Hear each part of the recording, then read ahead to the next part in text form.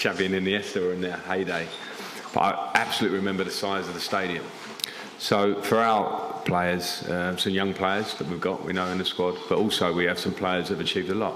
Champions League winners, World Cup winners, and these things. So I don't think it's something completely new to them. But of course, this is a stadium that, and a quarter-final is an occasion, and that we have to play the occasion because levels go up at this point in the competition. But we have to come in with a belief that we can perform under that pressure. Okay, we'll go to Matt Dunn. Matt Dunn. Frank, the players have got to do that, and you're old in the tooth, 44-year-old now. But do you still dream when you come to places like this? Oh yeah, this is amazing. I've been fortunate enough to manage in the Champions League in 2 seasons. And as a player, it was always the special competition. And so to be here as a manager, when particularly when a week ago today, even I didn't know I'd be here, is a huge honour for me, of course, and was a big part of my thought process of taking on the challenge here. This is an amazing challenge for me personally, as well as obviously for us as a team and a club. So yeah, I'm very looking forward to the occasion myself. There's some obvious parallels with Roberto Di Matteo and what happened 10 years ago. What can you draw from that? What's your memories of that? And have you spoken to him at all? No, I haven't spoken to Robbie. I exchanged some messages with a few people. Obviously, a lot of people Chelsea related, Gus Hiddink and ex-managers and people in the game. But I haven't spoken to Robbie. I think it's there are parallels in probably a simple sense. We're ex-players. But I think Robbie was. The year Robbie was here, he was an assistant, but had a big awareness of the squad and then got the job earlier in the year than I did. And I was part of that process, obviously, and did an amazing job. I remember big parts of why he achieved what he achieved. So I think my situation is different in practice.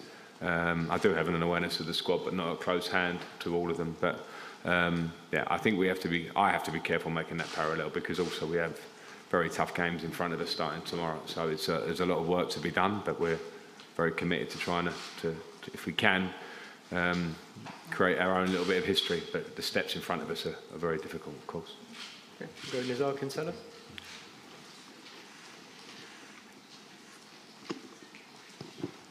Hi Frank, this squad seems to perform better in the Champions League than the Premier League. Is there something about this competition or this group of players even that sort of plays better in Europe than they do in the league? I'm not sure. I understand the question, and if you isolate this year as well, because I've viewed it from the outside, and I think there have been challenges this year, and the Premier League is also one of the greatest challenges in world football, because it's tough week in, week out, and those challenges have obviously taken us to a place where we don't want to be as Chelsea Football Club. So I think in the Champions League sometimes it offers you a bit of escapism from that, a different speed of game, knockout football. Those things can all contribute to getting a different success in the same season. I think when you get to this stage in the competition, I think you're playing teams of the level of Real Madrid, teams of the level who will be waiting for either team in the semi-final. So I think now the comparisons are sort of pretty worthless. It's all about what's in front of you. Gary? Frank, hello, back here. Hi. I've not seen you, so congratulations. Thanks. A couple of questions in one.